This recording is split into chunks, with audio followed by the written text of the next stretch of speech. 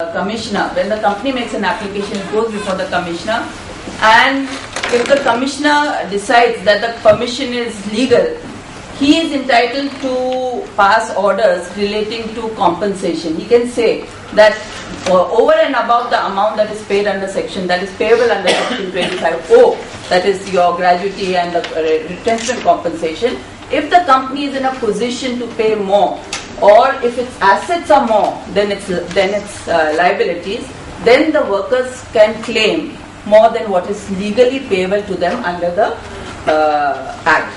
This observation was made in the Excelware case also. I think everyone is aware of that despite the fact that Excelware was against the workers relating to closure, there was an observation that if there are assets more than more than the liabilities, the workers can claim more ex gratia payment. That is overruled. Yes, that's what I wanted to know. In Gordon Woodruff case, and those judgments I've given it. I don't require to give the citation. You want the citation? Yeah. 2004, 3 CLR, page 1. And the court says this order came to be confirmed by the High Court allowed the extra payment that was set aside. While setting aside impugned orders in respect of payment of additional compensation, it is held that social justice principle cannot be invoked since legislature would have already taken note of the same while fixing the compensation payable under the labour enactments. So no extra payment can be made. Now that was a case under 25O. Of course, now as we pointed out yesterday, that 25O, there are various provisions within 25O which are being taken away by the Supreme Court. And I don't want to go into that aspect because it does not relate to the payment of the dues of the workers. Now, besides this 25O, the workers as secured creditors are covered under the Companies Act 529, 529A and 530. Now 529A, unfortunately it is covered in a chapter which refers to winding up. So basically the workers whose dues are payable are secured creditors and they are entitled to the legal dues under section 529A, which are pari passu with other secured creditors. As far as their salaries are concerned, whatever the salaries for whichever period, they are preferential creditors over and above secured creditors and over and above the government dues, etc. That is under section 530. Now, fortunately, the Supreme Court, in a judgment of, I think, UCO Bank, in 1994, said this provision, that is these provisions 529A, etc., is intended to protect the interests of the workmen in proceedings for winding up in view of the nature of the workmen's dues being similar to those of secured creditors.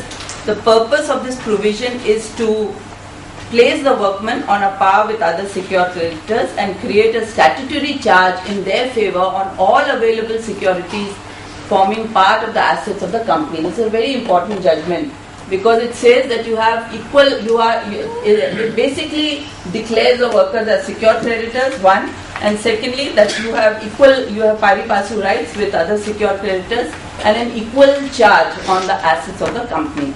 Now, UCO Bank 1994, 5 Supreme Court cases, 1.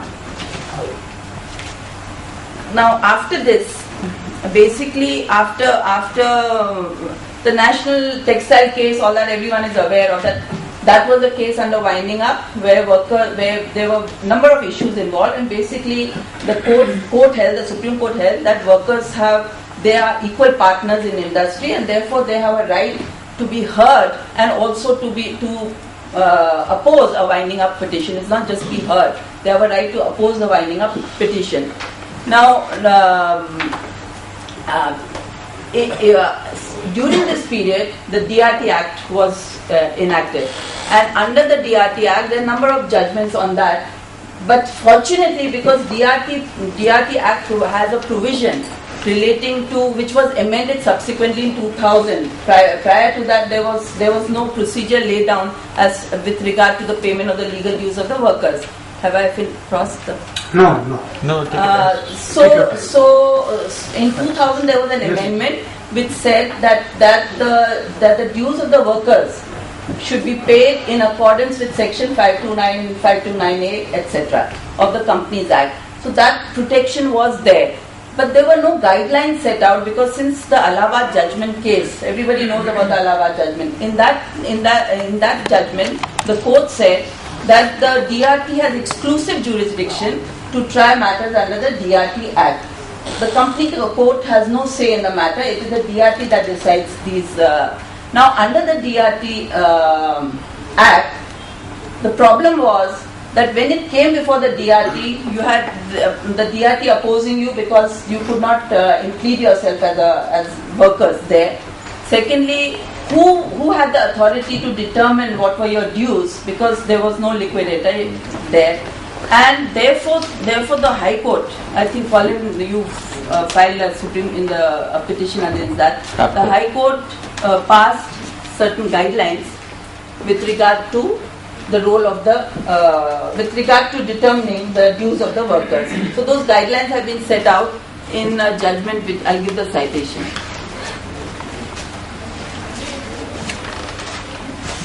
2004-6. This is a Bombay High Court case, Bombay CR 582.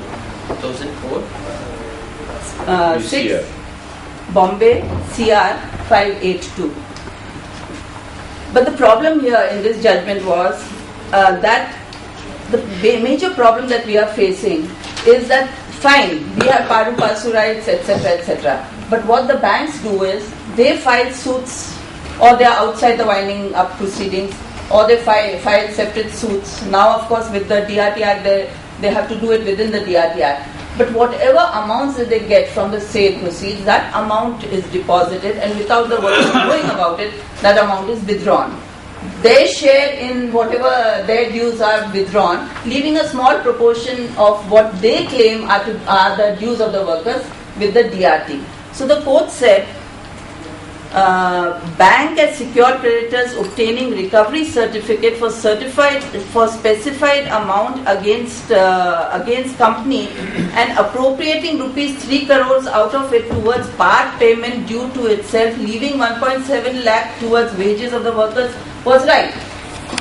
Whatever amount that was appropriated by them was correct. Now this issue of 1.75, how did they arrive at this figure 1.75? Nobody knows, because the banks decide this is the amount and that is the amount. Then, so subsequently, I don't know if Colin is challenging that part, because the banks have no right to take away the amounts prior to the dues of the workers being determined. It has to be done simultaneously. Whatever amounts are there, the banks have to wait till the amounts are determined and then decide what amount goes to the workers and what goes to the bank. So that issue, of course, has not yet been clarified. That is a major problem that workers face, because the banks recover the dues immediately. Then lastly, I think there was someone from yesterday, where the issue was, after the Securitization Act, this is DRT. DRT covers all these issues. But now, with the Securitization Act of 2002, there is no provision like the DRT provision which says what happens to the workers' dues. All that it does is, it creates a body called whatever Asset Reconstruction Company under the Act. That company, it does not even have to go to court. It will just issue notice to the company. It will assign the debts of all the banks and creditors to itself. That RCL will then issue. It does not even have to auction the property.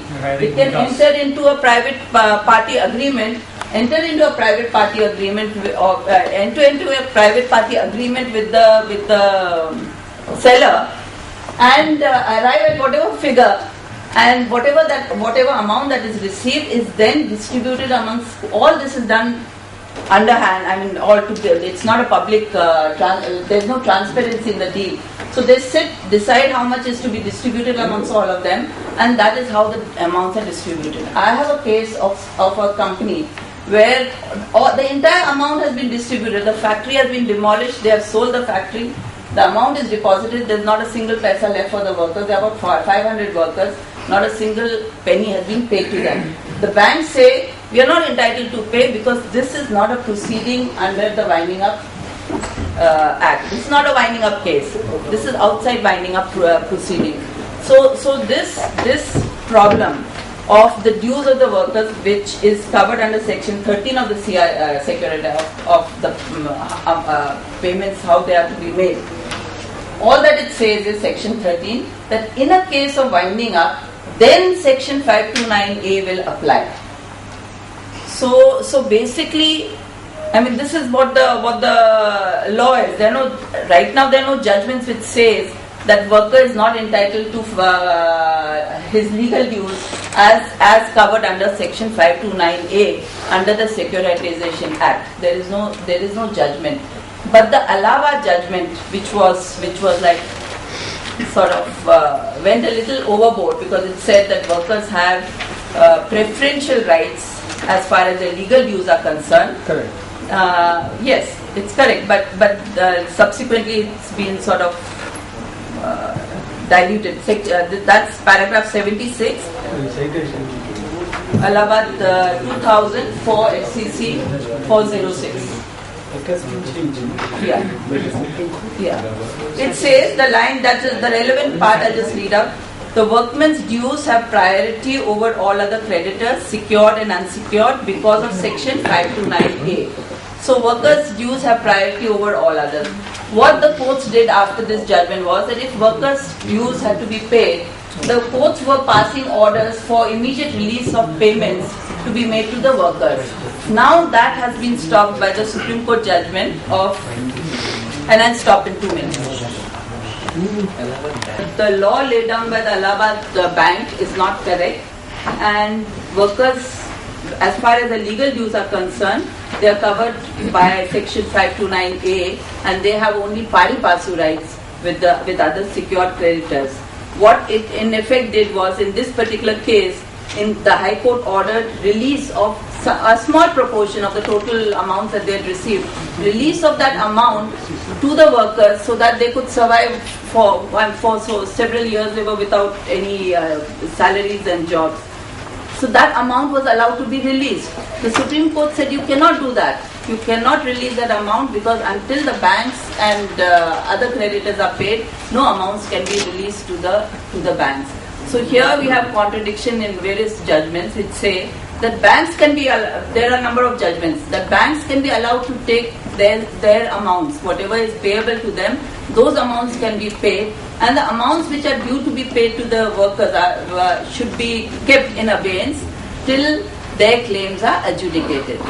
And in most cases, one of the cases which now we've sent to the Supreme Court is, the banks sell the properties, get the amounts, they decide how much is to be distributed amongst themselves, they even get the interest on that amount, which is about 12% or 8%, whatever interest.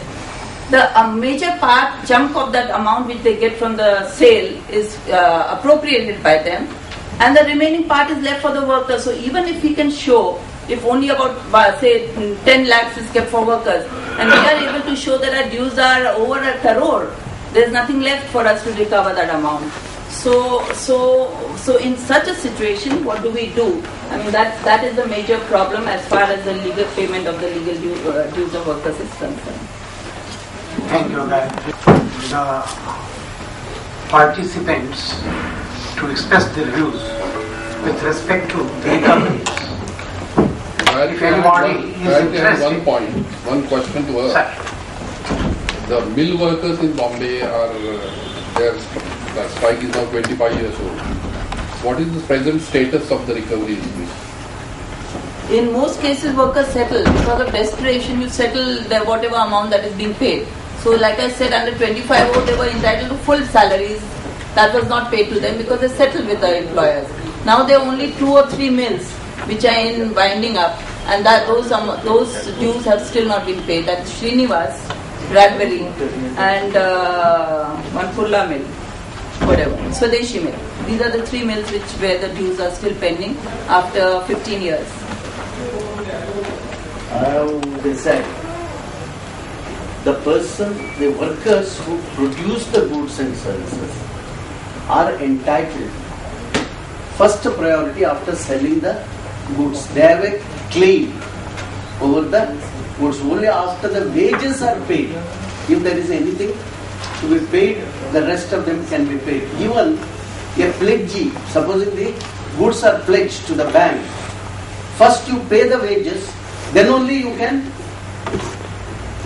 pay the banks. That was the judgment on the principle. It is the goods that have been produced by the workers. Unfortunately, the very same judge of our very progressive state of Kerala, who is the author of Uma Devi, he has upset in a subsequent case that the Central Bank of India, that was a yes, it is the same judge, the author of that Uma Devi is also, I think asked a question. That's what I said. Retired. Yes. I think perhaps a parting ticket. Once the goods are pledged, the goods belong to the bank. So the bank should be, their liability should be first discharged. If there is anything left, only the workers should be paid. I think this judgment requires a very strong protest from the workers. Otherwise, the workers will not get anything. Because our case, out of which, because this case was cited because I had succeeded before the single judge. Before the division bench, this case was cited and we lost.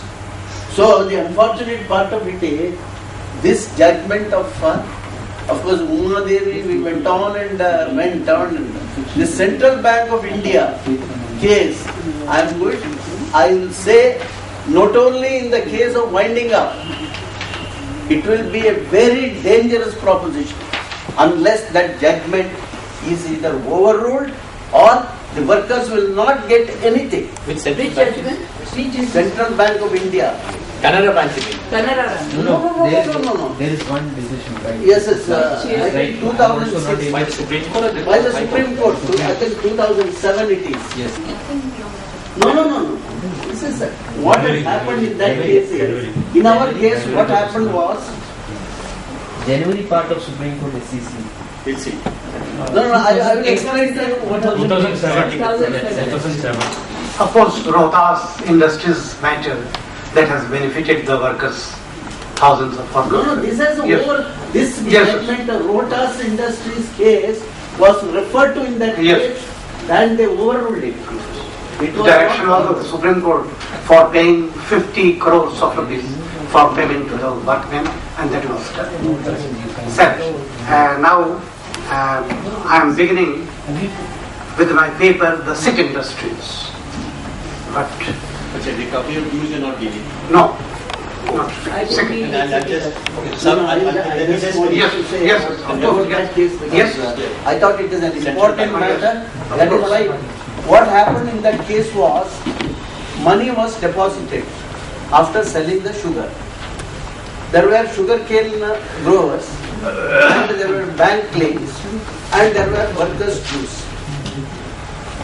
The division bench of the High Court, it made an equitable order.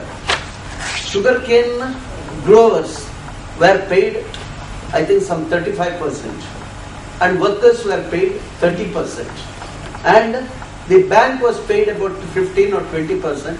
The bank was paid. This matter was taken up to the Supreme Court. Supreme Court after settling the claim of the banks, only you settle the claim of the sugarcane growers and the workers. That is the decision of the Supreme Court. And in that case, Rohtas Industries case of Justice Verma, it was cited and it was not followed. On the ground, they said Verma's case arose out of a winding up proceedings, and this case has nothing to do. This is a case of pledging the goods. Once the goods are pledged, once the money is not paid, the goods which have been pledged, they belong to the PSPG.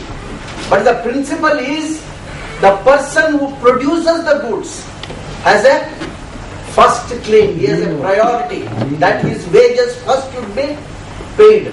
The rest only, if there is anything left, it should be given. That is the principle which we have been followed. But that principle has been upset by Balasubramanian judgment. The very same, I think perhaps just before his retirement, he delivered this judgment. I think it looks a very innocuous. Shiruguppa Sugar.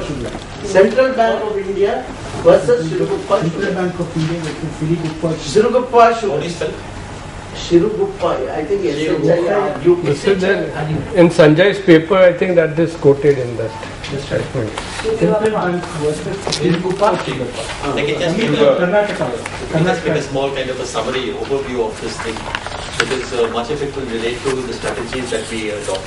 I think unless of course, that the question of reconsideration will arise only when once again we go to the Supreme Court.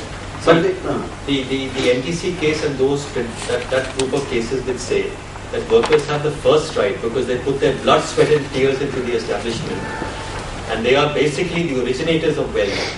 That is the basis on which we have to go now for cases that are not in winding up. That's point number one. Rohtas's case has been distinguished because it proceeds on a concession, or it proceeds on a concession. There's a concession made by some parties, etc., etc., etc. Plus, the court says it should not be treated as precedent. Therefore, that they grab on.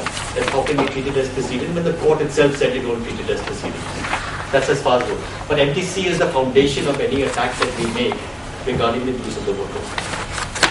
The Allahabad judgment requires careful consideration because the Allahabad judgment is a stunning judgment on the interpretation of 529A. 529A is interpreted even by labor lawyers. Pari passu is interpreted in the most commonsensical sense. That is to say, if he owes me double what he owes him, 2:1, then we'll get it, 2 parts to 1 part. It's not like that. The phrase used in 529A is pari passu to the extent to which, etc., etc. It's a very specific clause. And that is 3C. Correct. And Justice Jagad Rao interpreted that to mean that basically the workers under pari passu will get their dues first. The entire dues first. Right? That's a very important judgment which holds the field even today. Just be with me for a minute. It holds the field even today. Canara Bank sets aside that observation in Allahabad Bank because Andhra Bank. Because they said the question did not arise in that case because Allahabad Bank was not a secured creditor. Okay? Which means in the cases of secured creditors, it could well arise. That interpretation could well stand. There's a short distinguishing on the facts of case. So don't take Andhra Bank as overruling Allahabad. Allahabad will stand generally. May stand, we don't know. On the interpretation of 529 and the fact that 529 the workers will get most of their money, if not the entire money. They get most of their money. As far as the date of illegal closure they get. Then this latest judgment, of course, we look at it carefully. This is again neither liquidation nor bankruptcy. This is a pledging case. It's tricky, but the principle may apply if the pledging ultimately results in the bankruptcy of the company. If the taking of the goods that are pledged ultimately results in the bankruptcy of the company, it will come to the same thing. It will come, but okay, I just now want a winding order. Correct. But we should not feel diffident that if there is no winding up order, therefore we cannot make a claim for the priority of workers due. We should not feel diffident and tackle that case straight on, because there are hundreds of cases where labour is wasting their time in the labour court for 10 years, not knowing that Company Act proceedings are pending, DRT proceedings are pending, Securitization Act proceedings are pending, and they get caught. Correct. Therefore, two important things: PAPCO and the challenge to the Securitization Act proceedings. The PAPCO challenge, which is the DRT challenge, is before the Supreme Court now. How dare the DRT proceed merely without reference to workers and allow the company's assets to be sold and returned to the banks without even reference to the workers. That is very dangerous. Very dangerous. And the workers come, they say, who are you? That matter is pending before the Supreme Court. Okay, that's one. And thanks to Justice A.P. Shah, we got a foothold in the Supreme Court on that matter. But the securitization cases, you must also precipitate your case there, precipitate it and push it to the, take out an application in Supreme Court. It's a similar point. Yeah. How can these bodies dispose of properties and not give notice to the workers? Let's take a stand on that. And many unions from all across the country should take a stand on that. And come in, 5-6 states. And sometimes what happens is, workers get notice, and sometimes these workers, they are not represented before the Supreme Court, because some of them are totally, of course I don't want to use the word bankruptcy of the unions. What happens, they do not have the money sometimes. I don't say it is bankruptcy, it is that totally they have no money, so they are not represented before the Supreme Court. So they are all orders almost by consent being passed before the Supreme Court. In Nagpur also, the same experience. Actually, basically in all those cases, the workers have no knowledge about the cases which are filed in DRT or any other forum by the banks. And many times, and after selling all the assets, they come to know about. In Nagpur also, Nagpur Times, that was a very old newspaper. In that case also same thing happened. The Allahabad Bank took away all the entire amount and the workers remained fighting in the industrial court for closure and salary. But at least if the judges have some sympathy, they can give a direction to the Allahabad Bank, please pay. At least banks will have the money to pay. But supposing it's a private employer or somebody, you will not be able to recover even a single kopeck. Friends, we are just at the close of the seminar. No, sir. Two big sessions. But still, we are discussing cases and the concepts of failures and the reasons. I shall be mainly addressing on the problem for which this conference has been called for. A few cases here and there with respect to the cases, which are, some of the cases are beneficial to the employer, some of the cases are beneficial to the employees and the workmen. But the whole question is that a few facts must have been taken into consideration, and I shall be addressing first from the standpoint of the view of the jurisprudence. The realist school of jurisprudence, they are of the view that the cases are not decided according to law. Cases are always decided according to the judge, and you cannot pin your hopes too much on the laws, constitutions and law courts. Justice Learned has said that the law, the constitution and these are definitely the guiding principles, but the whole question is that justice is the core point of the hearts. Case the justice is not done strictly according to the constitution and the law. If the law, it remains in the heart of the people. If the sense of justice lies there, no law, no court, no constitution is much needed. But when it dies, then no law, no court, no constitution can save it. These are the basic principles on which the distinctions are being drawn. A judge decides a case not only when he becomes a judge, but the cases are decided according to the experience of the whole life of the judge, right from the childhood to the day he sits on and decides the cases. Therefore, the realist view now is that the cases are not decided according to the law, but the cases are decided according to the judge, because there shall always be points of distinctions, and it will be distinguished according to the various factors in which the judge has grown up. He has taken his training, his background and all that. Therefore, Justice Radcliffe had defined law that you won't mistake my meaning when I say that you cannot learn law by learning law. It is a technique. It includes the history, the culture, the religion, economics, and all totality, the background, the sociology, and the philosophy of that man. Therefore, it is bound to happen. Therefore, it has been rightly pointed out that the entire movement can't be centered around the decisions of the High Court and Supreme Courts. You must have, we are in the land of Gandhi. He has suggested and shown the ways, and we should follow those lines, those struggles, those ways always, because vigilant is the price. Vigilant is the price of liberty. And rightly you have risen to the occasion when the decisions are being taken, and the decisions you find that are not being interpreted in favor of the workmen, because the entire judgments are trial and error, and they are trying to balance the interest of the two conflicting parties.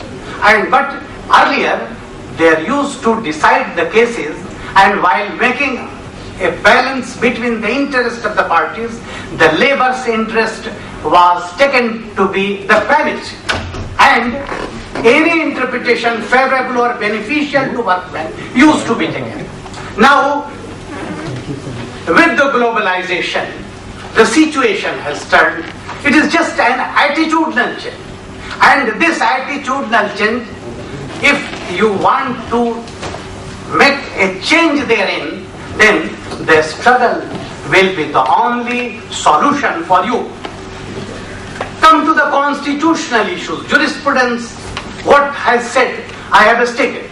But what your constitution says, a law declared by the Supreme Court is law binding on all the courts in the country. This is your constitution, right from the philosophy. Whatever may be the philosophy, whatever may be the ideas behind the framers, whatever may be socialist theory and all that, whatever may be the preamble, but the whole thing is what is decided on a particular point. Even if this is decided according to the spirit of the preamble, even it is blatantly decided according to or against the provisions of the Constitution, what is the remedy? Because 141 is binding on all the courts in the country. And secondly, Article 142, because it gives an umbrella, provides an umbrella, it provides a shelter for the judges that they pass any order in interest of justice. Article 142, bereft of the constitutional provisions, though it is not written there. But if in the wisdom of a judge it appears that certain judgment is beneficial to the interest of a particular group of persons, and if in his assessment, in his subjective satisfaction, I should better say, that if that is the justice, the judgment may come. But if a particular decision is coming forth against the constitutional provisions, against the spirit of the Constitution, against the preamble of the Constitution, against your socialist philosophy, then the biggest question is, what is the remedy for the citizens, the workmen, or the society. The struggle is the only remedy. You have started agitation.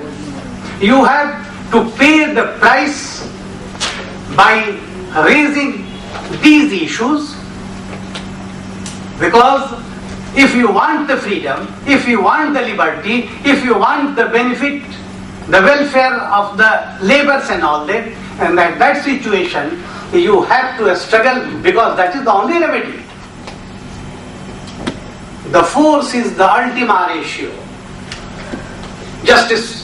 Chief Justice Marshall stated it in the end, when a Supreme Court, Chief Justice or Supreme Court Judge of United States of America retires, he addresses the entire nation. While addressing the nation, he ultimately